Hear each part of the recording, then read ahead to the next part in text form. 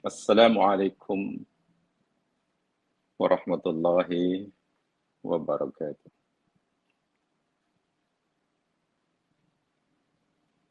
Innal hamdalillah nahmaduhu wa nasta'inuhu wa natubu ilaihi wa nastaghfiruh. Wa na'udzu billahi min syururi anfusina wa min sayyiati a'malina.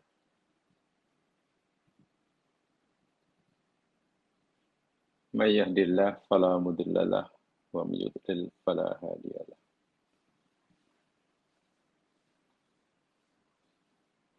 Allahumma shalli ala Muhammad wa ala ali Muhammad. Raditu billahi rabba wa bil islami dina wa bi Muhammadin nabiyya wa rasulah.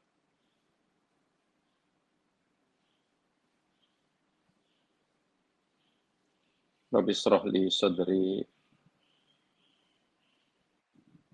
wa yassir li amri wahlul 'uqdatam min lisani yafqahu qawli.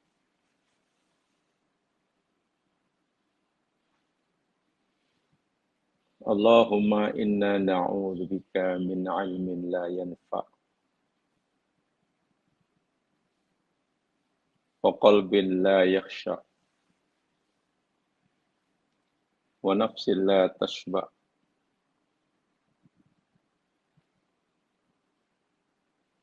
wa du'ain la yustajab lah. Ya Allah, ya Tuhan kami berlindung dengan-Mu, ya Allah, daripada ilmu yang tidak memberi manfaat,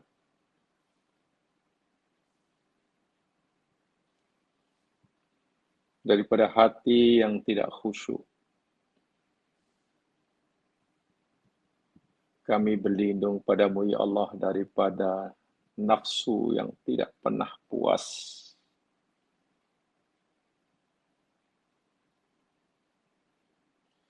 Ya Allah, kami berlindung dengan-Mu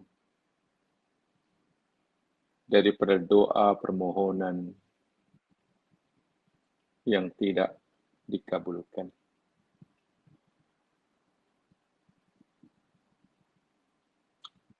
Rabbana zidna ilman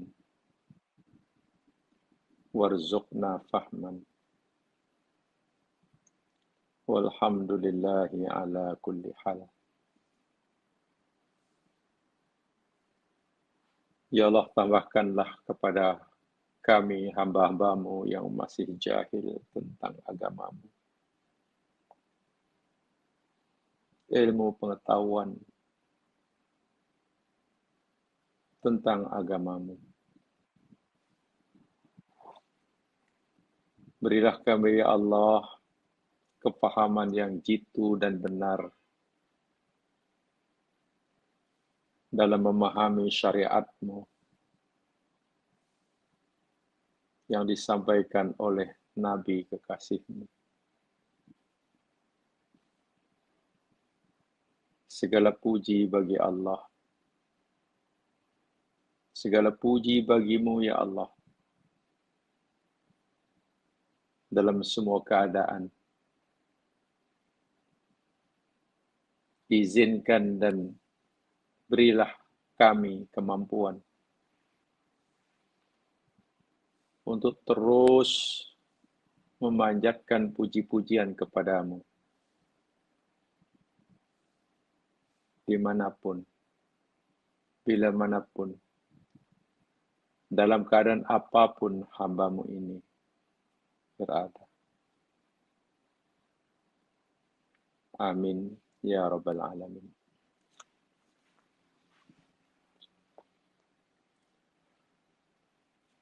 Para pendengar muslimin muslimat, saudara-saudaraku seiman dan seagama.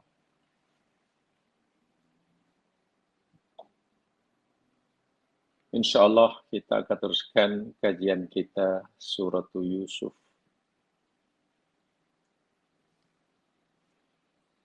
Surah yang mengajarkan kita tentang bagaimana kita mengurus dunia bagi memberikan kesejahteraan dan kemakmuran kepada seramai yang boleh umat manusia. Ayat yang mengajarkan kita bagaimana kita mengagih-agihkan rezeki Allah, hasil mahsul bumi Allah, bil adli wal ihsan, dengan adil, ihsan, seksama, sehingga setiap insan berhak untuk mendapatkan habuan rezeki Allah tanpa dinafikan haknya kerana ada segelintir manusia yang rakus dan tamak sehingga sanggup melakukan monopoli kekayaan orang ramai, keperluan orang ramai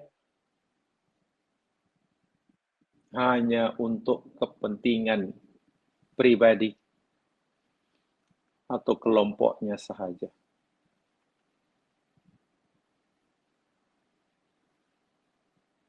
Ini salah satu ajaran Islam yang sangat-sangat penting dan boleh dikatakan inti bagi menciptakan dunia ini sebagai baldatun thayyibatun wa rabbun ghafur.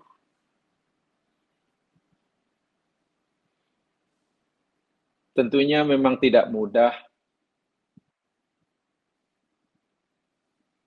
tetapi bukan mustahil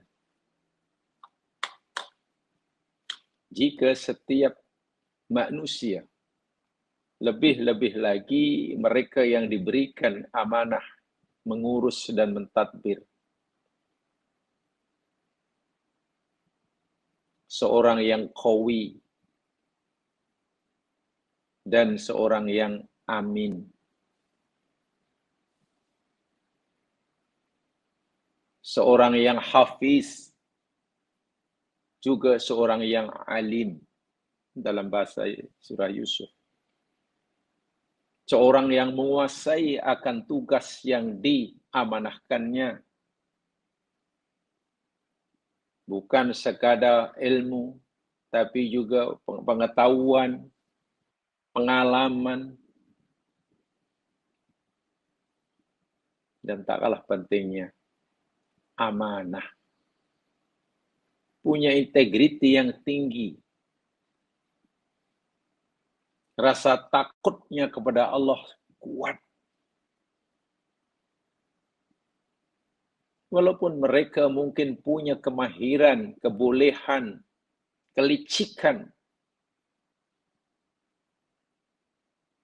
untuk menipu orang ramai, tapi mereka tidak berani melakukannya kerana dia yakin suatu hari akan berdiri di hadapan Allah,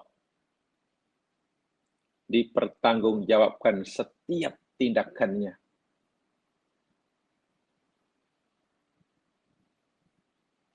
Inilah yang dicontohkan oleh Nabi Yusuf alaihissalam, bukan sekadar teori, formula yang diberikan,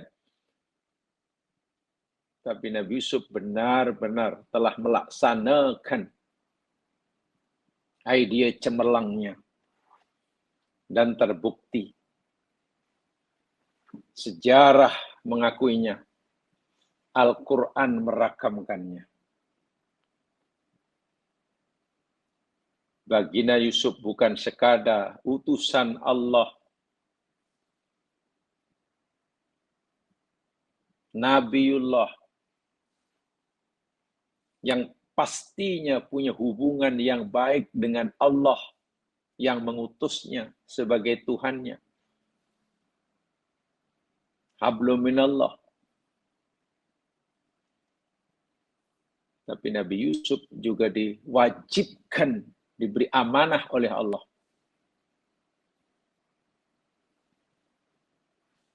untuk bagi nikmat, rezeki, rahmat Allah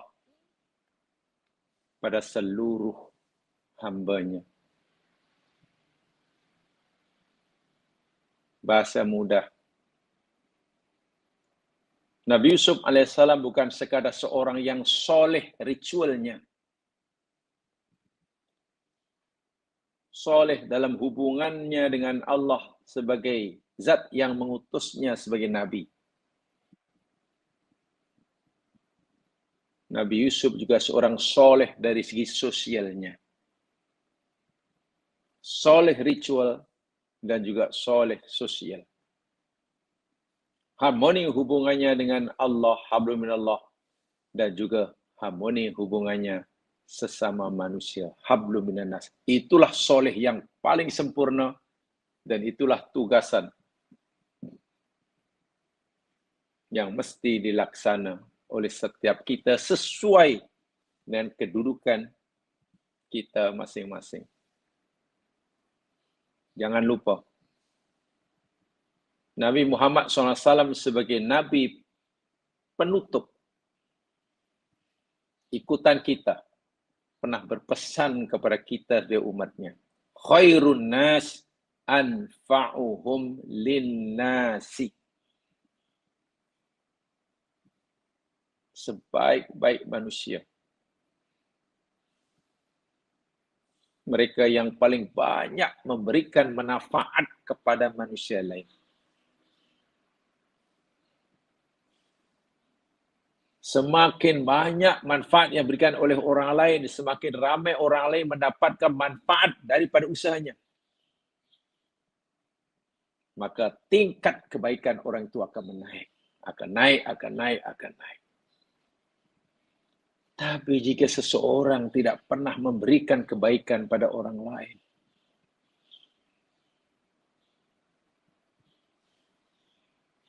bermakna ia bukan orang yang terbaik. Sungguh pun mungkin kuat wiridnya, kuat ritualnya, tapi dia tidak banyak memberikan manfaat kepada sesama. Ada satu kisah teladan. Walaupun kita tidak pasti sama ada kisah itu benar-benar berlaku atau sebenarnya hanya cara orang dahulu menyampaikan pengajaran, menyampaikan mesej kepada murid-muridnya. Ada orang buta berjalan malam hari di gelap gulita. Orang buta ini membawa tongkat, pegang tongkat di tangan kirinya, dan membawa lampu suluh di tangan kanannya. Jalan gelapan malam. Ada orang terserempak dengan si buta yang berjalan di gelap malam ini, yang bawa tongkat dan suluh itu. Kita maklum, tongkat amat bermanfaat bagi si buta. Tapi untuk apa ia membawa lampu suluh?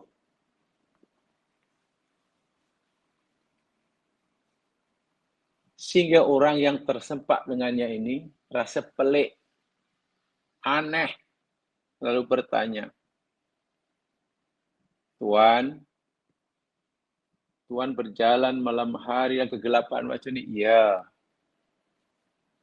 Dan Tuan bawa tongkat ini? Iya, betul. Dan juga lampu suluh? Iya. Lalu buat apa Tuhan bawa lampu suluh? Sedangkan Tuhan tak nampak. Pakai lampu suluh ke, lagu suluh ke? Apa bezanya begituan? Tuhan tetap tak nampak. Kata orang yang tersempak ini. Apa jawab si buta ini? Betul, saudara. Mungkin lampu suluh yang aku bawa pada malam yang gelap ini tidak memberi manfaat bagi saya yang buta. Sebab bagi saya serupa saja ada lampu suluh ke tidak. Tapi aku tetap akan membawanya. Supaya ia memberi manfaat pada orang lain agar dia tidak melanggar saya. Kalau aku nyalakan lampu suluh, nanti ada orang yang jalan depan tak akan langgar saya. Manfaatnya memang untuk orang lain, bukan untuk saya. Terkejut yang bertanya itu. Jawaban si buta ini, walaupun sederhana, tapi mempunyai makna yang sangat-sangat dalam sekali. Sangat dalam artinya apa? Dia sanggup melakukan suatu pekerjaan yang dia sendiri tidak mendapat manfaat sama sekali, tapi sepenuhnya untuk orang lain. Sedangkan manusia ini biasanya hanya mau berbuat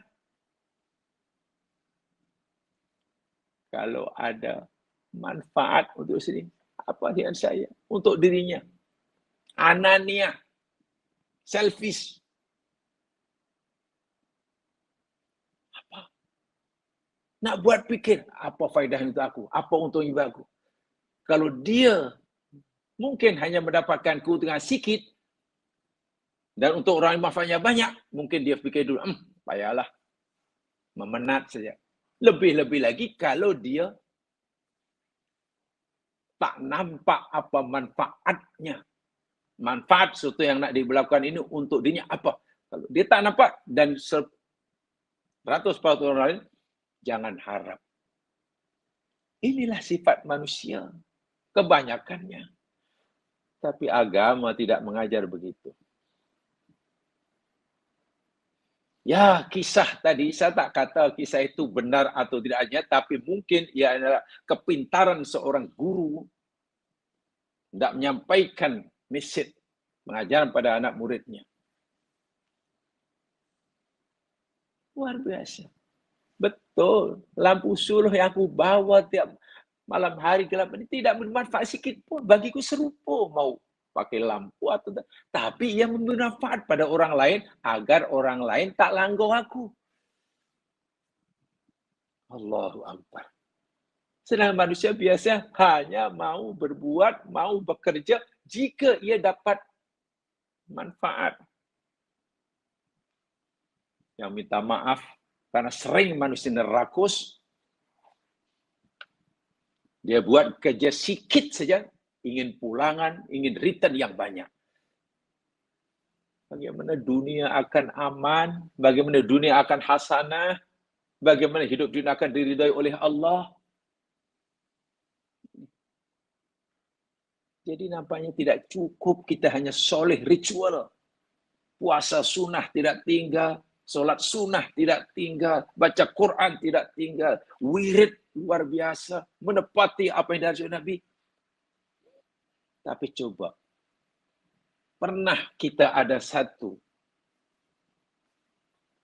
budaya, kebiasaan, dan seronok melakukannya. Melakukan suatu perbuatan 100% untuk kepentingan orang lain, dan kita seronok melakukannya walaupun kita tidak mendapatkan apa-apa manfaat. Kalau kita punya itu, subhanallah, sangat tinggi nilainya. Si Allah, sangat tinggi. Ya, contoh yang mudah itulah. Orang buta bawa lampu suluh buat apa? Ya kita boleh, tapi si orang buta ni luar biasa. Ya, memang aku tak dapat apa-apa, tapi sekarang untuk orang lain. Kalau aku nak yang suluh, orang lain tak akan langgar aku lah. supaya orang tak langgar, supaya orang tak terjatuh ke dalam parit. Karena aku, Masya Allah. Ini yang kita tempuh hari. Yusuf punya ini. Yang tiba saya katakan, sedang trust kan? Saya ulang. T equal I plus I plus I minus SI. Yusuf tidak ada SI. Self-interest tidak ada. Semua dilakukan untuk orang ramai. Allahu Akbar. Itulah. Kalau kita mampu itu ya Mesian, jalan ke surga, lapang, luas, lebar. Dan itulah Islam. Islam adalah cara hidup yang boleh dipraktikkan dan boleh nampak, dilihat kesannya. Jika Islam betul-betul tidak hanya berada di tempat-tempat peribadatan, di masjid atau di surau. Islam tidak hanya berada di bilik-bilik darjah, di bilik-bilik usrah. Islam itu letak di luar kehidupan kita. Di dapur, di pasar, di kebun, dalam masyarakat, dalam berjiran, dalam subhanallah.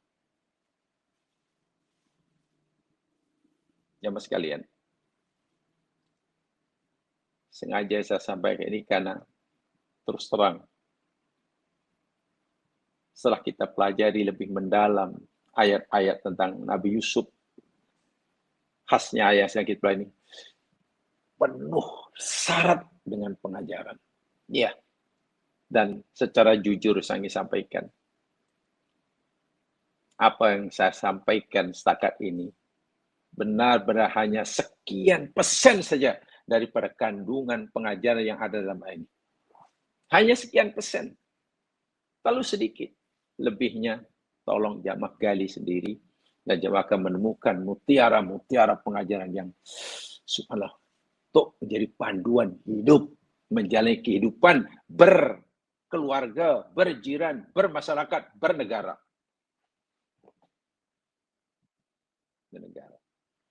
Jamaah sekalian, dalam ayat yang ke-58 tempoh hari, kita pelajari bagaimana adik-beradik Yusuf datang ke Mesir, minta bantuan dengan cara tukar barang, barter trade. Yang nak saya sampaikan, mereka merayu kepada Nabi Yusuf yang mereka tidak kenali, karena dah menjadi polisi Nabi Yusuf di Mesir, seseorang hanya mendapat bantuan sebanyak yang dibawa oleh seekor unta. Jadi kalau yang datang seorang, ya hanya dapat satu bagian saja, sebanyak dibawa oleh seekor unta, dan itu sudah dibuat kiraan oleh Nabi Yusuf cukup untuk bekalan 1 tahun. Ingat ya, ini zaman krisis. Zaman ketika orang langsung tak dapat apa-apa income. Tanam tak mungkin. Karena kemarau panjang. Jadi Yusuf bagi bekalan cukup untuk 1 tahun. Kalau 2 orang, bagi 2. Tak akan dibagi lebih, tak akan bagi kurang. Di sini Yusuf benar-benar perkiraan yang luar biasa. Untuk 7 tahun. Nah, adik-beradik Yusuf ini datang ke Mesir, jumpa Yusuf, merayu, agar mereka ini diberi lebih. Yang datang 10 orang, mereka minta untuk 11 orang. Tuanku, walaupun kami hanya datang 10 orang, tolonglah tuanku bagi kami bekal makanan untuk 11. Karena hanya seorang saudara kami di rumah. Ayahnya tak benarkan untuk pergi bersama kami. Kami sebenarnya 11 orang, tapi hanya 10. Rayu. Nabi Yusuf, iya, saya akan bagi juga untuk saudaramu yang kamu tak bawa itu. Jadi bagilah bekalan 11 untuk 11 orang. Yang satu bagiannya yakni sebanyak yang boleh dibawa oleh seekor unta. Dan Yusuf tes. Lalu bagaimanapun, saya ingin nak pastikan. Yusuf ingin kepastian sama ada adik berani bercakap bohong atau jujur. Yusuf tahu memang ada adiknya yang tak dibawa. Tapi jangan-jangan dia sudah meninggal. Tak apalah. Ya aku bagi, tapi dengan syarat. Lain kali atau tahun depan, jika kamu nak datang semula ke sini, dan Yusuf tahu mereka akan datang. Karena bantuan yang diberikan hanya cukup 1 tahun. 1 tahun habis, nak kemana lagi nak cari makanan? Tanam tak boleh. Beli makan tempat lain, tak ada. Mesir yang punya stok makanan yang cukup. Nah, lain kali, jika kamu datang semula, tolong bawa saudara kamu, adik kamu, yang seayah dengan kamu. Seayah, karena ibunya berbeza. Yusuf. Kalau tidak, tak payah datang. Kalau datang pun, kamu tak akan dapat apa-apa bantuan. Pertama, Yusuf ingin mengetahui, mereka ini cakap benar atau bohong bahwa Bunyamin masih hidup. Jadi kalau mereka cakap jujur, ya, maknanya tahun depan akan dibawa semula. Ya, semula. Itu siasat Yusuf. Ketika mana mereka masih belum mengenali sikit pun, tak perasan langsung bahwa mereka sedang bercakap dengan saudara mereka sendiri, Yusuf alaihissalam, yang 40 tahun lalu mereka humban di dalam perigi buta. Sebagai jaminan bahwa mereka akan datang lain kali ke Mesir membawa adiknya, jika mereka mau bantu lagi, salah seorang daripada mereka mesti ditahan di Mesir sebagai jaminannya. Sebagai jaminan. Jadi ada 2, Yusuf bagi juga bantuan untuk 11 orang, tapi ada jaminannya, seorang mesti ditahan di Mesir, tak boleh ikut balik. Banyak mufassir pendapat, seorang yang ditahan di Mesir sebagai jamin itu namanya Sam'un, salah seorang mereka, Sam'un. Apalagi dalam tafsir Ibnu Abbas, dia nyatakan, mereka ini bercakap lain, mereka bercakap bahasa Ibrani. Jadi Mesir, tidak banyak bercakap Ibrani. Jadi mereka disiasat, jangan-jangan mereka ini spy. Jangan-jangan mereka ini tali barut, jangan-jangan mereka ini mata-mata. Setelah jasa mereka mengaku, kami bukan spy, kami bukan mata-mata, kami bukan jasus. Kami benar-benar orang datang daripada negeri ini, karena ini. Ya, tahan Mesir. Betul ya mas kalian. Tahun kemudian, karena bekalan makanan sudah habis, datanglah mereka ke Mesir, dan janji Yusuf, nih, ayat 59, ini pesan Yusuf sebelum mereka balik, itu bagi menguji kejujuran mereka. Walamma jahazahum bijahazihim qala tuni bi akhil lakum min abikum ala tarawna anni ufil kail wa ana khairul munzilin. Walamma jahazahum, dan tatkala ketika mana dia Nabi Yusuf alaihissalam menyiapkan bahan makanan untuk mereka. Jahazahum bijahazihim.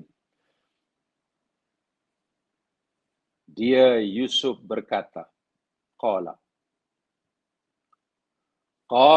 tuni bi akhil lakum. Yusuf berkata, datangkanlah, bawalah oleh kamu kepada aku saudara kamu yang seayah dengan kamu. Ya, dimasukkan kita pula Bunyamin. Bunyamin itu seayah dengan mereka tapi lain mak. Lain kali, kalau datang semula, bawa ya adik kamu yang seayah dengan kamu tu. Yusuf tak sebut namanya. Dan mereka pun tahu. Memang ada yang tinggal. Permintaanku ini, ala tarawna anni ufil kaila wa ana khairul munzilin. Tidakkah kamu mengetahui, melihat sendiri dengan mata kamu sendiri bahwa aku sebagai penguasa Mesir telah memenuhi sukatan yang kamu minta. Kamu datang bersepuluh orang saja. Kamu minta 11 untuk bukan 11 orang dan aku penuhi. Maksudnya kamu nampakkan aku ni orang baik.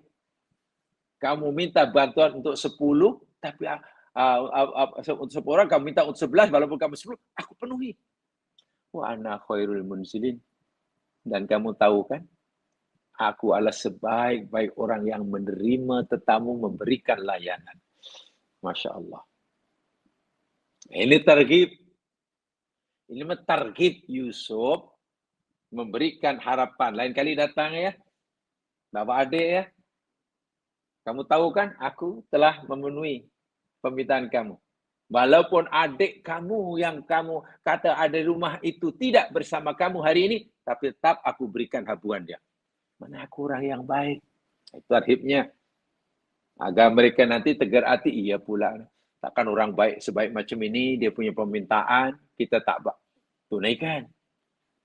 Tapi di samping ada terhib, ada terhib. Nah, Yusuf bagi ancaman. Nanti dalam ayat selepasnya tu bagi ancaman. Ini ancaman. Jemaah yang dirahmati Allah sekalian, Imam As-Sa'di berkata dalam tafsirnya, "Balamma jahazahum bijahzihim, aikala lahum kama kana yakilu gharihim." Ketika Yusuf alaihissalam telah memberikan sukatan, bantuan pada mereka disukat sebagaimana Yusuf lakukan untuk orang-orang lain.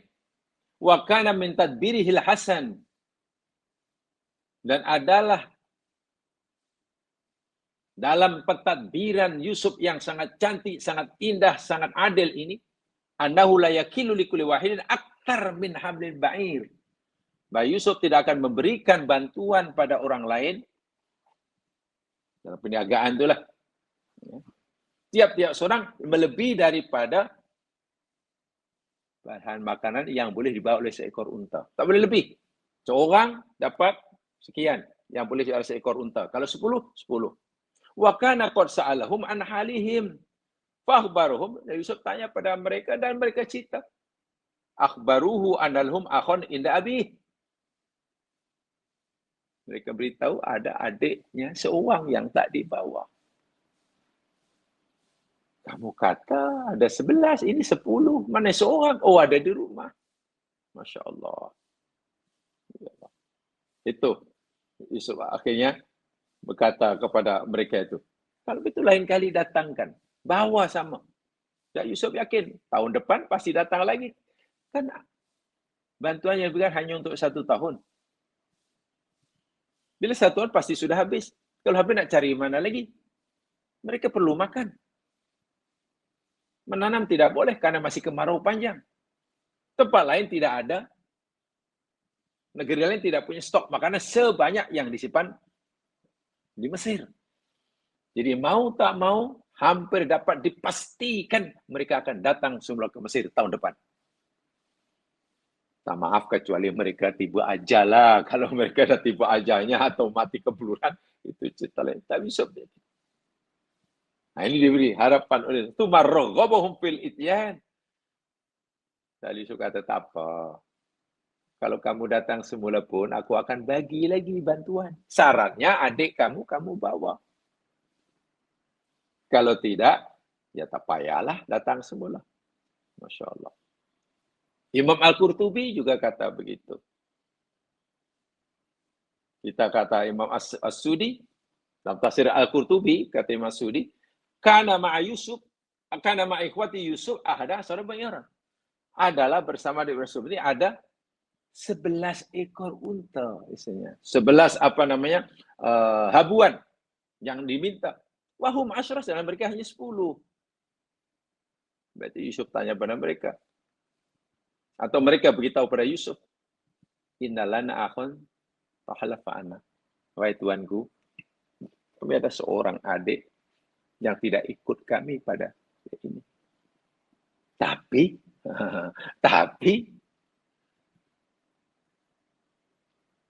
apa namanya, kendaraan atau alat untuk membawa bantuan itu ada. Jadi kami bawa, minta maaf lah, bahasa mudah ya, bahasa mudah. Kalau mereka katalah membawa bantuan ini misalnya dengan goni, dengan karung, pokoknya. Walaupun kami hanya 10 orang, tapi kami bawa 10 goni. 10. Walaupun kami hanya 10, kami membawa 11 karung. 11 bakul. Nah, ini. Nah, yang satu itu adik kat rumah. Yusuf tanya, pasal apa dia tinggal di rumah? Kenapa tak ikut sama? Mereka ya, lihubbi abihi iya. Oh, karena ayah kami sangat sayang kepada adik kami yang seorang ini. Sayang sungguh. Sayang sungguh. Wadakullahu anukana lahu akhun akbar minhu farjala bari fahalaka. Karena ceritanya begini, Tuanku. Adik kami dulu ada saudaranya juga. Abangnya. 40 tahun yang dulu dia ya keluarlah. Main-main, lalu tak balik. Dah meninggal. Dah meninggal, dah tak ada lagi, tak balik lagi dah. Yang dimasukkan Nabi Yusuf yang ada depannya itu. Qala lahum aratta an akhakum alladhi dzakartum. Kalau begitu, beta ingin melihat saudaramu yang kamu sebut tadi. Ya. Kamu kata kepada saudara di rumah, aku nak lihat. Li'a'lama wajha mahabbati abikum iyahu. Untuk mengetahui sekuat mana sebenarnya cinta ayah kamu kepada adikmu ini. Boleh ke tak boleh? Izinkan ke tak izinkan? Kamu membawa mereka datang ke Mesir. Dan supaya aku dapat mengetahui kejujuran kamu. Kamu kata 11, saya datang 10. Tak jujur, tak tidak. Wa annahum taraku indahu sam'un rohina. Dan ada diriwayatkan di dalam tafsir Qutubi ya, kata Imam Sudi. Dan diwariskan bahwasanya mereka balik. 9 orang balik karena seorang ditinggal Mesir bagi jaminan. Namanya sam'un. Taraku indahu sam'un rohinatan. Mereka tinggalkan sam'un, salah seorang mereka di Mesir sebagai rohinah. Jaminan lah. Itu sebagai jaminan. Hatta ya'tu bi ahi Bunyamin. Sehingga tahun depan datang semula atau lain kali datang semula sambil membawa Bunyamin. Menariknya, kenapa Sam'un yang ditinggalkan sebagai tebusan? Jamaah sekalian. Ibnu Abbas radhiyallahu anhuma yang diyakini sebagai sahabat Nabi yang paling paham tentang Al-Quran. Beliau berkata begini, Qala Yusuf liturjumani. Yusuf berkata kepada penterjemahnya, ahli bahasa, mutarjimnya, interpreternya. Qulahum. Hai penterjemah. Aku tanya pada dia orang ni. Lughatukum mukhalafatun li lughatina. Bahasa kamu ni lain dengan bahasa kami. Penterjemah tanya pada dia orang ni semua. Bahasa kamu ni lain lah dengan bahasa kami. Waziyukum mukhalifun zina. Pakaian kamu pun tak sama dengan pakaian kami. Kamu ni orang mana ni? Mula-mula lah ni. Datang. Ya pura-pura lah. Ini Yusuf, ingat ya, dalam ayat yang lain nanti, ayat sepanjang Allah beritahu kepada kita. Kadzalika qidna li Yusuf. Yusuf oleh Allah diberikan kemampuan untuk buat siasah seperti ini. Ini siasah yang Allah ajar pada Yusuf. Yusuf sebenarnya kenal mereka. Tapi disuruhnya, penterjemahnya, bertanya dia orang. Bahasanya lain lah. Cara pakaiannya pun lain ni. Tak tahu orang mana agak-agak. Fala'allakum jawasis. Boleh jadi kamu semua ni adalah mata-mata, jasus, tali barut orang luar, jangan-jangan. Bahasanya lain, tak sama dengan kami. Penampilan awak lain. Qalu, adik-beradik Yusuf kata, wallahi ma nahnu bijawasis. Demi Allah Tuhan, kami ni bukan mata-mata. Walaupun bahasa kami nampaknya berbeza dengan bahasa Tuhan di sini. Cara pakaian kami tak sama dengan cara di sini. Kami demi Allah bukan jasus. Bukan jawasis jamaknya. Bal nahnu banu abin wahid. Kami adik-beradik bersepuluh ini, yakni anak kepada seorang ayah. Ayah kami sama. Janganlah kata macam tu. Fahuwa saikhun sadiq. Ayah kami ni seorang yang sudah tua, saikhun tua. Tapi sadiq, sangat-sangat jujur. Orangnya jujur, orangnya ikhlas. Baik ayah kami ni. Maksudnya Yaqub lah. Qala, kami dah cukup. Kalau itu berapa semua? Jumlah kamu adik-adik berapa semua? Kunasna asara. Sebenarnya kami ni adik-beradik ada 12 orang. Fadhaba akhun lana ila bariyah fahlaka fiha. Tapi yang seorang 40 tahun yang dahulu dia keluar rumah. Di rumah padang pasir ke tempat buka, lalu hilang tak balik-balik. Dah mungkin dah mati. Wahai mereka yang menjahanamkannya. Itu cerita di depan Nabi Yusuf alaihissalam. Allahu akbar walillahil hamd. Dia kata sebenarnya 12, tapi yang seorang masa kecil dahulu, 40 tahun dahulu, dia keluar rumah, dia tak balik-balik. Dah meninggal lah kot. Kalau final akhwan. Lalu mana yang seorang? Kamu kata ada 12, seorang dah meninggal. Ini hanya 10, lagi mana seorang? Indah abin. Oh, yang seorang yang ini duduk masih di rumah. Duduk dengan ayah. Karena ayah sangat sayang kepada adik kami ini. Famayal musyakum. Jadi, siapa yang boleh mengetahui kejuan kamu ni? Jadi untuk mengujinya, itu tadilah. Yusuf kata, tak apa, kalau itu lain kali, bawa adik kamu. Kalau kamu jujur bahwa kamu punya adik di rumah, maka kamu mudah bagi kamu untuk bawa ke sini lain kali. Tapi kalau kamu bohong, tak apa, mana kamu bohong. Itu kata Ibnu Abbas. Jadi sempat Ibnu Abbas berkata, menceritakan tentang dialog antara adik-beradik Yusuf dengan Nabi Yusuf itu. Sehingga mereka dituduh jasus itulah. Jasus. Karena bahasanya lain, ya mungkin lughahnya, lahjahnya lain, dialeknya lain, cara pakainya pun lain. Dan Yusuf meyakinkan bahawa mereka memberikan harapan, contohnya permintaan mereka dipenuhi. Minta 11, walaupun mereka datang hanya 10, Allah Yusuf bagi. Yang kedua, Yusuf kata, aku orang yang paling baik sebenarnya kamu lihat. Tapi Yusuf juga bagi ancaman. Itu harapan. Namanya targhib. Yusuf juga bagi targhib. Apa ancamannya? Ayat 60. Fa illam ta'tuni bihi fala kaila lakum indi wala taqrabun. Maka jika kamu, wahai orang-orang asing, tidak datang kepada aku dengan membawa adik kamu yang kamu kata ada di rumah tu, yang tak ikut serta kali ini, fala kaila lakum indi. Kalau kamu datang pun lain kali dan hanya 10 orang, karena yang seorang yang kamu kata ada rumah tu kamu tak bawa, la kailakum. Kamu tak akan dapat apa-apa bantuan. Jangankan 10, seorang pun tak.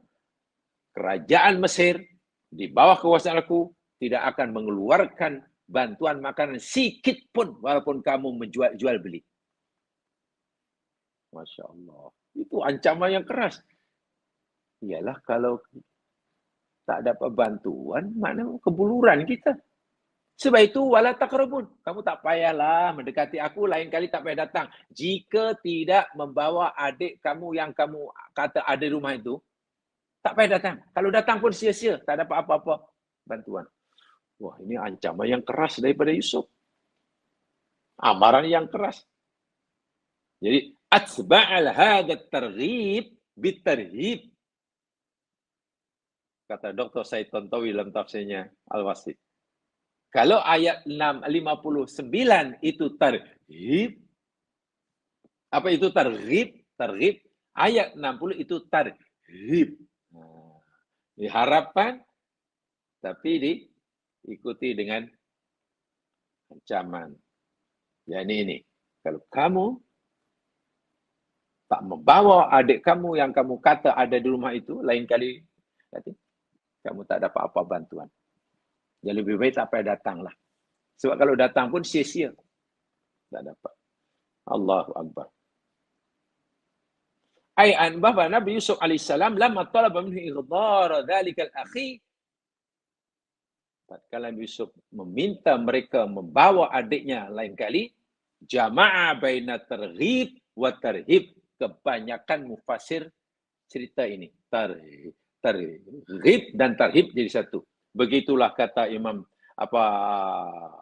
Dr. Said At-Tantawi, begitulah kata Ar-Razi, itu kata Qurtubi. Mereka meng-highlightkan tentang adanya targhib dan tarhib dalam ayat ini. Targhibnya, jadi ayat 59 tu. Ala tarawna anni ufil kaila wa anna khairul munzilin. Itu targhib.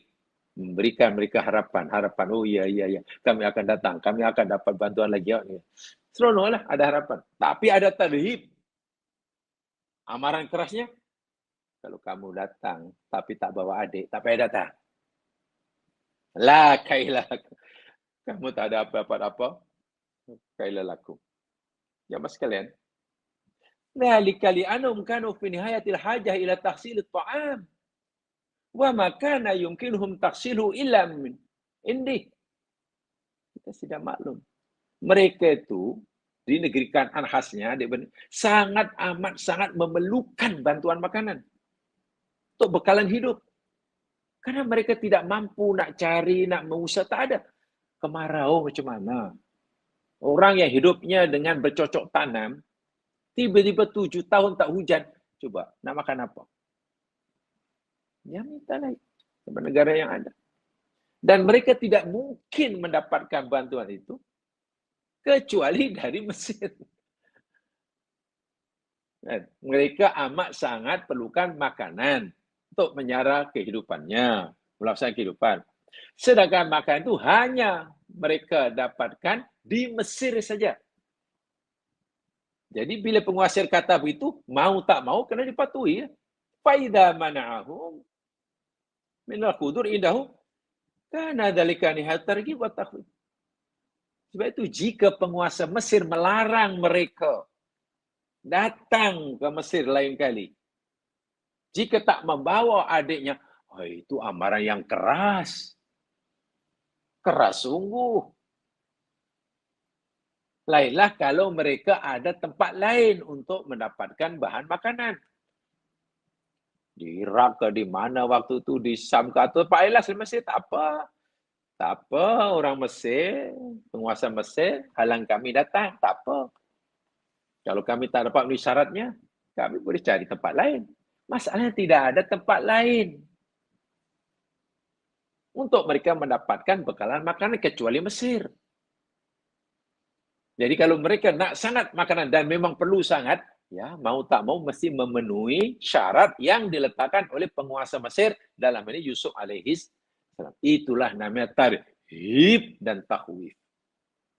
Subhanahu ulama samu hadzal kalam Yusuf kalau setelah mereka dengar ancaman peringatan Yusuf, syarat yang ketat ini, mereka menjawab, merespon. Responnya disebutkan dalam ayat selepasnya nanti.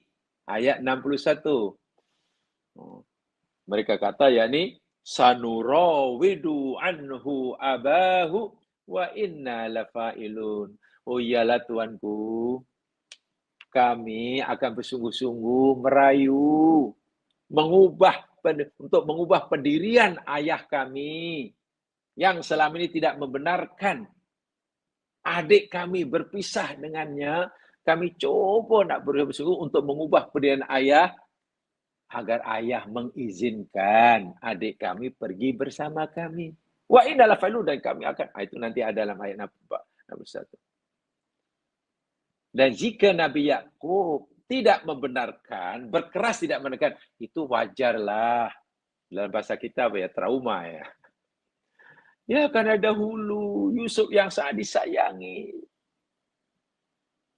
Ketika mereka merayu ayahnya, mengajak Yusuf keluar, Nabi Yakub masih tidak percaya, tapi mereka membujuk, merayu, bujuk. Akhirnya mereka menipu bapaknya. Jangan-jangan kali ini kalau aku izin habis nanti. Hilang dua yang sangat disayangi. Nah, itu jadi tidak mudah. Tidak mudah untuk mengubah pendirian Nabi Yakub. Yang sangat-sangat menyayangi anaknya benar Bunyamin ini. Karena track record anak-anaknya yang 10 ini ya telah terbukti. Track recordnya buruk. Sanggup menzalimi adik sendiri. Adik sendiri. Sebab itu mereka beria-ialah, berjanji nak merayu bapaknya dengan segala ikhtiar, segala cara. Yang penting ayahnya nanti mengizinkannya. Itu nanti ada dalam ayat selepasnya ya. Tapi kita masih bicara tentang amaran ini. Jangan kalau kamu tidak datang pada kami, jika kamu tidak membawa adikmu kepada aku, lain kali bila datang, tak perlulah datang. Karena kamu tak akan mendapat apa-apa. Sia-sialah datang. Sia-sia datang. La taqrabun. Tak walaupun. Ini amaran yang keras. Dan lagi sekali jamaah sekalian, tidak mudah. Jika mereka tidak membawa Bunyamin pada tahun hadapan, saya kata mereka tidak perlu datang ke Mesir, sebab kalau datang pun tidak mendapat apa-apa bantuan, maknanya mereka ya kena pergi cari makan tempat lain. Kena baginya tidak, Nabi Yusuf tidak lagi mau menolong. Keras tu. Itu keras. Jadi macam mana ni? Kalau dahulu berjaya memperdayakan Nabi Yakub, sehingga Nabi Yakub membenarkan mereka membawa Yusuf yang masih itu kecil dengan berat hati, walaupun tidak yakin sepenuhnya mereka itu bercakap benar, dan ternyata mereka memang bohong, punya niat jahat pada Nabi Yusuf itu. Macam manalah kali ini? Jika mereka nanti merayu ini berjaya atau tidak? Nah, ini berjaya atau tidak? Tapi di sini lain sikit nanti. Mereka berjaya merayu karena rupanya memanglah ada bantuan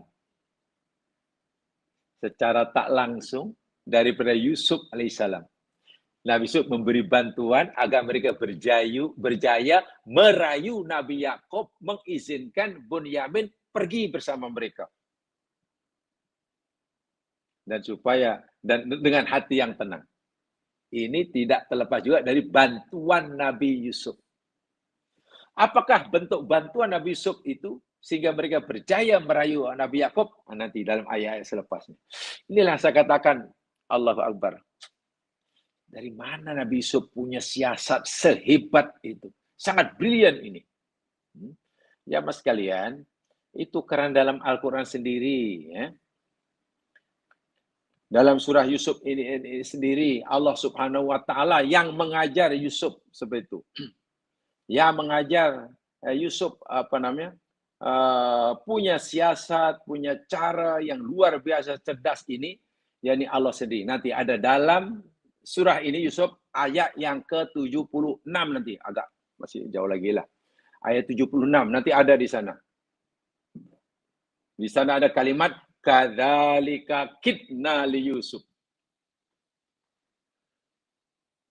Kalau dalam bahasa yang berkonotasi negatif, Ini yang konotasi negatif lah. Kadzalika kitna li Yusuf, mana?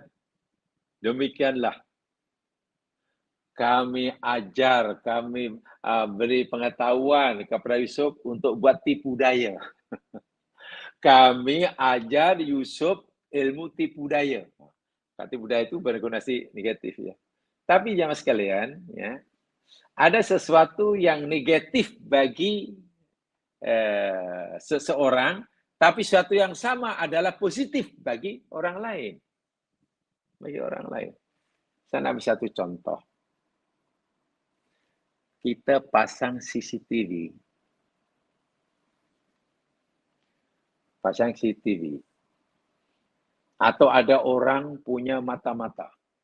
Satu kumpulan perompak menggunakan berbagai alat rekaman, kamera tersembunyi, mata-mata disebarkan untuk mencari tempat yang akan jadi mangsa rumah atau banglo atau bank yang akan dirompaknya. Ya, semuanya buat survei dulu lah. So, ini nanti gini, kalau lari sini gini, kalau ini gini, lari ke sana gini. Itu siasat. Tapi siasat yang tercela. Itu siasat yang tercela. Namanya siasat juga. Tipu daya juga, tipu helah. Cuman nanti gini cara-cara. Itu tercela karena ia nak merompak. Pasukan keselamatan, polis juga punya siasat. Ada CCTV, ada kamera tersembunyi, ada polis yang pegang penyiasat dihantar ke tempat untuk siasat. Macam mana kalau nanti ada ini penjaya ni, macam mana larinya ke mana? Nanti itu pun siasat juga. Polis yang melakukan. Tapi tujuan polis melakukan ini semua untuk kebaikan, menangkap penjenayah. Sementara penjenayah tadi juga melakukan siasat. Tujuannya untuk melepaskan diri daripada jenayahnya. Tengok. Jadi bahasanya sama tapi mempunyai makna yang lain. Satu negatif, satu positif. Satu positif. Seorang penjenayah katakanlah, ya pasang CCTV di sembarang tempat agar tindakannya, perbuatannya, kalau dikesan pun dia cepat perasan, nah itu negatif. Pasukan keselamatan negara, siasat negara, buat pasal itu ada orang balik daripada luar negeri, bawa barang banyak, sorok karena tanah bayar cukai dengan berbagai macam cara. Beginilah. Kalau ada orang, kalau nanti custom tanya, ini jawabannya lah, kalau ini curu ini. Nah, itu siasat juga. Itu tipu daya, tapi itu yang negatif. Tidak baik. Kenapa? Tujuannya nak mengelak daripada bayar cukai. Pegawai immigration juga diajar. Ya, ada ilmu yang diajarkan. Macam mana cara mengetahui tipu daya orang-orang yang nak mengelak diri pada cukai. Cara begini, cara begini. Dia pun ada saja. Nah, saya dilakukan oleh pegawai immigration untuk membongkar jenayah penyeludupan, itu siasat yang baik. Siasat dilakukan oleh penyeludup barang agar ia terlepas, bebas dari cukai, itu siasat yang negatif. Nah, Allah Subhanahu wa taala mengajar pada Yusuf tipu daya yang positif. Ini termasuk tipu daya ini. Okey. Aku nak buktikan kamu ni jujur atau tidak. Kamu kata ada 11 orang, jangan-jangan ini tipu. Kalau begitu, tak apa. Lain kali kalau kamu datang lagi, kerana Yusuf yakin mereka akan datang. Saya kata tadi, hanya cukup 1 tahun. Bekalan makanan tu. Kalau habis nak cari mana? Sebab itu kalau kamu datang lain kali, bawa adik kamu ya. Pertama Yusuf nak tahu betulkah mereka ini Bunyamin adik itu masih hidup atau jangan-jangan hanya untuk menipu Yusuf untuk mendapatkan bantuan untuk 11 orang. Tapi kalau kamu tak bawa, tak payah datang. Sia-sia aja. Ini siasat nih. Siasat yang baik. Lalu mereka berjanji, qalu sanurawidu anhu abahu wa inna lafa'ilun. Ini ayat 61. Tadi saya katakan. Mereka berkata, kami akan memujuk, merayu, mempengaruhi ayah kami supaya mereka mengubah pendiriannya. Anhu, tentang adik kami yang masih tinggal itu, abahu, akan bapanya. Ya, kami akan rayu. Macam mana caranya agar kami diizin lain kali untuk membawa Bunyamin, adik kami, pergi ke Mesir. Sebab ayah memang tak akan lepaskan. Karena tak nak, istilahnya, pisang buah 2 kali. Wa inna lafa'ilun. Dan sebab kami akan melakukannya, melaksanakannya. Ya, mas sekalian, ini janji adik-beradik Yusuf. Mendengar peringatan Nabi Yusuf alaihissalam, mereka berjanji akan membujuk ayahnya. Karena Nabi Yusuf telah memberikan peringatan keras, tak perlu datang kalau tak bawa adiknya. Kalau datang pun sia-sia, tak dapat bantuan. Mereka berjanji akan membujuk ayahnya, merayu dengan pelbagai caralah. Janji, ayahnya meyakininya, mengizinkannya, membiarkan, melepaskan Bunyamin ikut bersama. Untuk bawanya bersama nanti bila Mesir.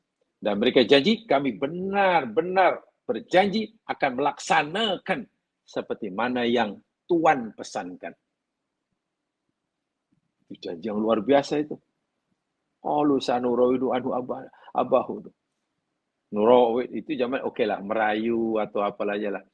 Atau sebenarnya warawada juga boleh diartikan mengubah pendirian seseorang.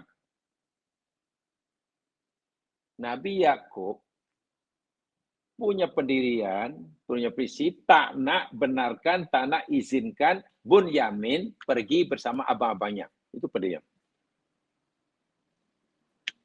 Anak-anak Nabi Yakub, adik-beradik Yusuf ini, berjanji akan berusaha untuk mengubah pendirian bapaknya ini. Daripada tidak membenarkan, sehingga membenarkan. Dengan cara apa sekalipun, Allah bagaimana caranya? Hujahlah yang meyakinkan ke apa. Karena tidak mudah. Tidak mudah karena tadi, track record orang-orang ini buruk depan ayahnya.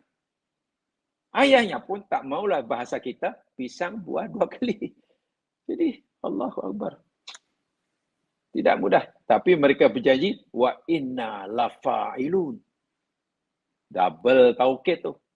Wa inna itu taukid. Lam itu taukid lagi. Masya Allah. Maknanya benar-benar kami akan melakukan, melaksanakan syarat, akan memenuhi syarat yang Tuanku berikan. Yang Tuanku berikan. Baik. Saya baca apa kata Fakhruddin Ar-Razi dalam Mafatihul Ghaib. Ai sanajtahidu wa nakhtalu ala ananzi'ahu min yadih. Tuanku, kami akan bersungguh-sungguh dan berusaha sedaya upaya membujuk, merayu, buat tipu helah untuk mendapatkan kebenaran. Ayah kami membenarkan izin kami membawa adik kami. Berpisah dari ayah. Lepas dari tangannya. Wa inna lafa'ilun. Hadhil murawadah. Dan kami berjanji akan melakukan usaha ini. Usaha mengubah pendirian ayah ini. Untuk mencapai tujuan. Dan di situ ada 2 taukid, kata, yang untuk menekan penguat yang lebih. Wa yahtamilu ayyakuna wa inna fa'ilu ay an-naji'aka bih. Ada dua maknanya. Makna wa inna lafa'ilun, makna pertama, mereka berjanji akan berusaha bersungguh-sungguh untuk merayu bapaknya hingga berjaya mengizinkan Bunyamin pergi bersama. Itu makna pertama.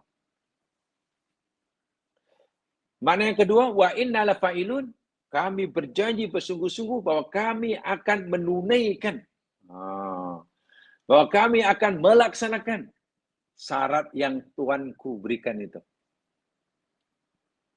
Kan Tuanku kata, kami boleh datang, saya bawa adik. Ya, kami akan laksanakan. Itu makna yang kedua. Ay kullu ma fi wus'ina min hadzal bab. Apa yang kami boleh buat, kami akan lakukan. Yang penting matlamat tercapai. Kata Ar-Razi. Kata Imam Sya'rawi, annal amra laisa sahlan. Bila mereka kata sanurawidu dan mereka kata wa inna lafa'ilun, dua kalimat ini memberikan makna, memberikan mesej bahwasanya annal amra laisa sahlan. Bahwa perkara ini, tugasan ini tidak mudah. Dari dua kalimat sanurawidu dan wa inna lafa'ilun double taukid menunjukkan bahawa usaha ini tidak mudah. yakni usaha merayu membujuk ayahnya akan melepaskan Bunyamin, berjaya membawa bersama mereka ke Mesir, memenuhi permintaan Yusuf. Ini bukan pekerjaan yang mudah. Ya. Wahum ya'rifuna madza fa'alu min qabli ma Yusuf. Karena mereka tahu, mereka sedar apa yang mereka pernah lakukan sebelum ini terhadap Yusuf. Adik yang sangat disayang oleh ayahnya. Walaupun mereka berjaya membujuk ayahnya melepaskan Yusuf waktu itu, tapi penuh dengan penipuan. Dan ayahnya tahu. Ayah tahu yang mereka menipu dan mereka sedar yang mereka pun menipu.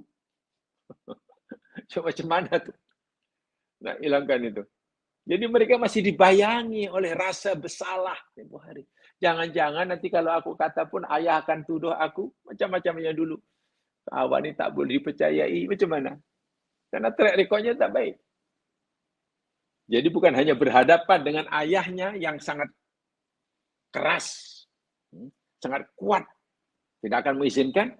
Kedua, mereka berhadapan dengan diri mereka sendiri. Macam mana aku nak meyakinkan orang yang kami akan orang lain ketika kami sendiri pun pernah bercakap bohong pada orang itu. Susah ya. Macam mana kita nak meyakinkan kepada orang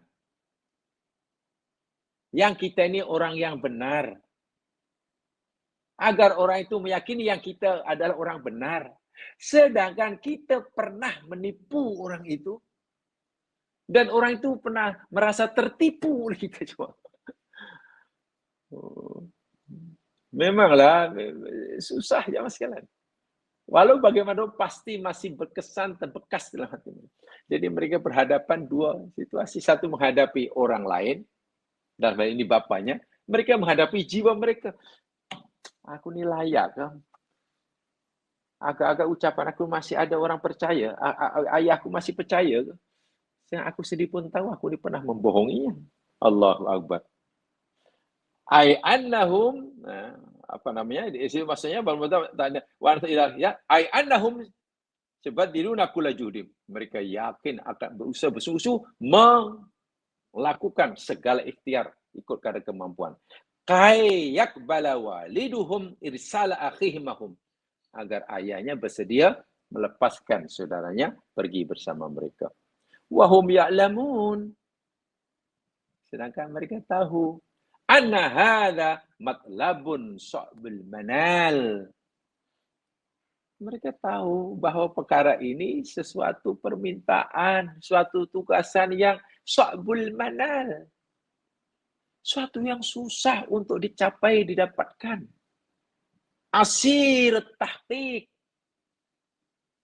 Sulit, susah untuk diwujudkan. Nah, dia sendiri merasa susah. Orang tuanya juga susah. Nabi Yakub, berat nak melepaskan ini. Boleh ke dipercaya ke anak-anak aku ini? Berat. Dia sendiri pun kata, berat nih bagi aku. Karena tadi aku buruk. Itulah yang dihadapi. Suasana dihadapi oleh adik-beradik. Suasana kebatinan yang dihadapi oleh adik-beradik Yusuf itu seperti itu. Seperti itu. Sehingga Ibnu Katsir juga memberikan komentar, sanakhrusu ala ji'ihi ilaika bikulli mumkin wala nabqa majhudan lita'lama sidqana fima qulnahu. Ini tafsir Ibnu Katsir pendek saja memberi komentar terhadap ayat ini. Mereka kata Ibnu Katsir, mereka kata kami akan bersungguh-sungguh untuk membawa adik kami seperti permintaan Tuhan ke negeri ini lain kali bila kami datang. Dengan segala ikhtiar yang mungkin kami lakukan.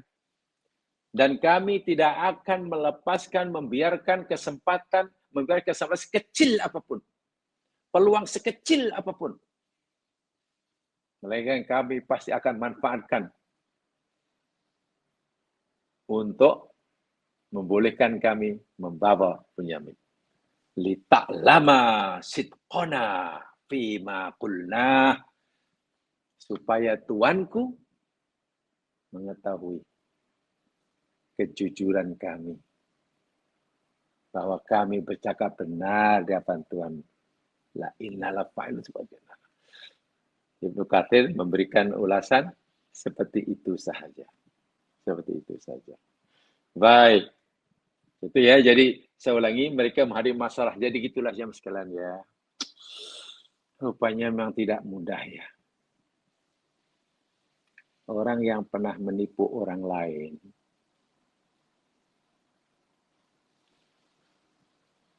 itu untuk melakukan penipuan kali kedua pun susah. Ketiga lagi susah. Tapi untuk bercakap jujur pun juga tidak mudah. Sehingga adalah orang kata, seseorang boleh menipu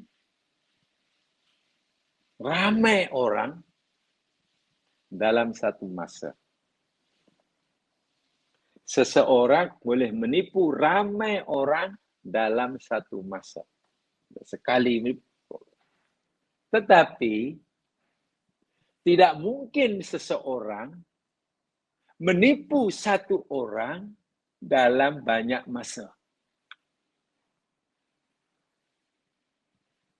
Betul ke? Saya ulangi. Seseorang boleh menipu ramai orang dalam satu masa. Orang bercakap, Japan semua ribuan orang. Ya, mungkin ribuan orang mendengar itu tertipu dengan ucapan yang bohong. Boleh semua tertipu. Tapi ingat, seseorang tidak mungkin menipu orang lain, banyak masa, banyak kali. Ya, mungkin sekali aja lah. 2 kali, tak percaya langsung. Apalagi penipuan yang mereka lakukan, penipuan yang sangat dahsyat kesannya. Bayangkan. Tipuan yang mereka pernah lakukan kepada ayahnya. Memisahkan ayahnya dari anak kesayangannya. Wah, dengan penuh tipu dah kita tahulah ayat sebelum kita pelajari kan. Kami lari-lari lah, Yusuf dimakan serigala lah. Nah, ini bajunya dia penuh dengan darah dia kan. Sehingga pelik sungguh itu nampak sangat penipuannya. Jadi ini namanya penipu yang belum profesional lah. Ini penipu yang masih amateur. Ya apa tidaknya, bagus sungguh ini serigala ya. Makan Yusuf rupanya nak bahang Yusuf hingga lumat, bajunya ditanggalkan dulu oleh serigala. Sopan sungguh serigala ni. Tak nak makan bajunya. Ini memang penipu yang sebenarnya belum profesional tu. Jadi mudah dibaca. Ini nak cakap lagi, nak merayu pada bapaknya dan kesnya hampir sama.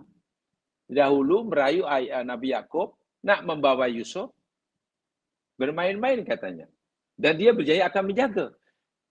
Sedangkan Yusuf sangat disayangi oleh Nabi Yakub. Sekarang nak merayu juga Bunyamin, ada Yusuf. Anak yang sangat disayangi ayahnya untuk pergi sama. Tengok. Kesnya ada persamaan. Jadi macam mana meyakinkan? Itu tidak mudah.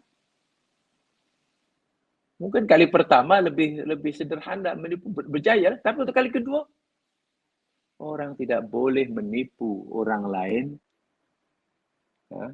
banyak kali. Tapi orang boleh menipu ramai orang sekali hari. Itu tidak mudah. Jadi mereka menghadapi masalah yang tidak mudah seperti ini. Tidak mudah. Saya katakan, dia menghadapi sikap Nabi Yakub dan dia juga supaya kekurangan keyakinan. Kalau saya tak kata hilang keyakinan, kurang keyakinannya terhadap kemampuan diri. Aku ini berjaya karena menipu ayah. Kan dia sedih. Mungkin kali pertama dahulu sedikit ada keyakinan lah. Kan kita ramai-ramai nak Yusuf, kita macam-macam lah kita boleh. Tapi yang kedua ni macam mana? Iya ya. Cuman, mak kata orang, kepintarannya menipu orang, bakatnya untuk menipu orang, kepintaran sudah dihabiskan untuk kes yang pertama. Menipu Yusuf masih kecil dahulu. Ini kedua dah tak ada kepintaran lagi nak menipu. Nak menipu tidak mungkin. Aku nak memperdayakan ayahku dengan cakap bohong, tak mungkin. Tapi aku nak cakap jujur, dan ayahku masih tak percaya. Allahu Akbar walillahilham. Susah ya Mas Kelan. Ini yang dihadapi oleh, jadi jangan pikir ini bukan azab ya. Ini termasuk azab nih. Benar mereka ini orang-orang yang jauh lebih baik daripada ketika dia menzalimi Yusuf. Betul. Adik-beradik Yusuf alaihissalam ketika ini ya relatif lebih baiklah akhlaknya, kehidupannya, ya mungkin agamanya lah kalau dalam bahasa kita, relatif baik daripada ketika mereka masih muda-muda dahulu menjahanamkan Yusuf. Tapi dosanya sangat berat memang.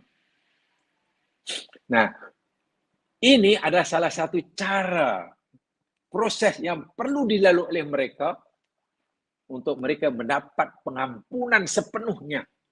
Kan susah nih. Susah ini mereka mampu menghadapinya dengan jujur atau dengan tipu juga. Rupanya mereka mengaku bersalah, sudah mulai merasakan. Nah ini azab. Ini salah satu cara proses yang perlu dilalui oleh orang dalam memohon pengampunan Allah. Jadi tidak senang. Tidak senang. Dihadapkan masalah yang tidak ringan. Dan memang jamaah sekalian, salah satu cara Allah tidak memberi pengampunan bagi dosa hambanya itu, kita maklum dalam hadis Nabi kan diberikannya kesusahan, ditimpakannya musibah. Tapi janganlah kita memahami musibah itu hanya berupa fisikal, contohnya hilang barang, contohnya penyakit, contohnya kematian, gempa bumi, eksiden, gunung berapi meletus. Janganlah difahami musibah itu hanya itu. Termasuk menghadapi, tengok. Ini pun musibah. Kenapa ya? Perkara yang sepertinya mudah. Kita semua lapar. Mau tak mau perlu makanan untuk menyambung kehidupan. Dan untuk mendapatkan makanan hanya ada satu cara saja. Pergi Mesir. Karena hanya Mesir yang punya stok makanan untuk diberikan pada orang memerlukan. Tak ada tempat lain. Dan syarat yang perlu dipenuhi untuk dapat makanan, bawa adiknya. Sini kan sederhana masalahnya. Coba kalau Nabi Yakub memahami seperti yang dia rasakan. Senang. Senang. Tapi kan masalahnya tidak seperti itu. Yang dirasakan oleh Nabi Yakub dalam hatinya, dengan yang dirasakan oleh ada anak Yakub dalam hatinya, tidak sama. Sehingga mereka, ini perkara yang tak mudah nih. Syarat yang diberikan sebenarnya sederhana ya, tapi tidak mudah nih. Nah, ini kesusahan. Mereka mampu tak melepasi kesusahan seperti ini? Ini kesusahan, ini musibah. Itu adalah salah satu cara yang perlu dilalui oleh seseorang bagi mendapatkan pengampunan. Jadi musibah jangan hanya dipahami bencana alam. Ini pun musibah. Cuman ya masalah sesederhana ini kenapa jadi susah? Susah itu puncanya dari diri kita. Kan dia menganggap susah itu karena punya dia pernah punya rekod buruk di hadapan ayahnya. Ayahnya sudah terlanjur punya apa ya? Suudzon, paling tidak pada ayah. Itu salah di mereka sendiri. Nah, berjaya atau tidak, nah itu nanti kita punya. Tapi lagi sekali saya katakan, mereka kata ini benda yang tidak mudah. Yusuf alaihissalam pun mengakui. Ini abang-abang ini tidak mudah nih nak merayu ayah nih. Garanti. Nabi Yusuf paham tuh. Maka Nabi Yusuf pun membantunya. Yusuf memberi bantuan yang luar biasa. Dan bantuan itu tidak disedari oleh mereka. Sebelum Yusuf tak beritahu. Yusuf dengan senyap-senyap, ini namanya tipu daya Yusuf yang positif. Aku tahu bagaimana kerasnya ayah aku, mencintai kuatnya ayah aku pada Bunyamin adikku. Aku tahu betapa susahnya abang-abang nanti merayu, tapi tak apalah aku bantulah. Agar mereka berjaya, orang tua pun bisa mengatakan. Bagaimana cara Yusuf memberi bantuan? Ayat 62. Nah, itu bantuan Yusuf. Inilah tipu daya yang positif. Mereka tak tahu. Itu betul-betul rancangan geliga Nabi Yusuf karena Allah sendiri memberitahu kadzalika kitna li Yusuf. Segala siasat tipu daya yang positif yang Yusuf lakukan dengan cemerlang tanpa diketahui oleh sesiapa, itu betul-betul ajaran Allah kepada Yusuf. Nanti akan sampai ayatnya kan, ayat 70 lebih nanti. Apa bantuan Yusuf, pertolongan Yusuf kepada adik-beradiknya agar mereka berjaya menunaikan janjinya itu, ayat 62. Ya mas sekalian, tapi nampak itu saja yang saya sampaikan. Insyaallah kita akan berkesempatan yang lain. Jadi kita akan mulakan nanti apa bantuan Nabi Yusuf. Walhal kalau kita jadi Nabi Yusuf cuma ya, ini abang kau susah, bio ya susah. Kalau aku ingat dulu perbuatan daripada kami, tak ingin aku tengok muka dia. Apalagi nak bagi bantuan. Tapi Yusuf bukan begitulah. Yusuf ni hebat hubungan dengan Allah dan hebat hubungan sama manusia. Ahsin ilaman asa ilaik, kata Nabi SAW. Berbuat baiklah kamu kepada manusia yang berbuat jahat kepada kamu. Memang pahit, tapi untuk kita. Membalas kejahatan orang dengan kejahatan mungkin seronok, tapi sekejap. Kedua-duanya rugi. Kita rugi, dia pun rugi. Kalau kita mau untung, buat baiklah kepada orang berbuat jahat. Kita untung karena kebaikan kita, apalagi buat baik pada orang berjahat itu, beratnya luar biasa. Maka ganjarannya lebih. Dan inilah Nabi Yusuf. Dan Nabi kita pun mengajar begitu ya. Mudah-mudahan memberikan manfaat dan insyaAllah nanti kita sampai pada kesempatan yang lain yang benar-benar Allah jua. Silap kelemahan diri sendiri. Subhanakallahumma bihamdika asyhadu an la ilaha illa anta astaghfiruka wa atubu ilaik. A'udzu minasyaitonir wal 'ashr. Innal insana lafi khusr illa alladziina aamanu wa 'amilus shalihaat tawassaw bil haqq wa tawassaw bis sabr. Assalamualaikum warahmatullahi wabarakatuh.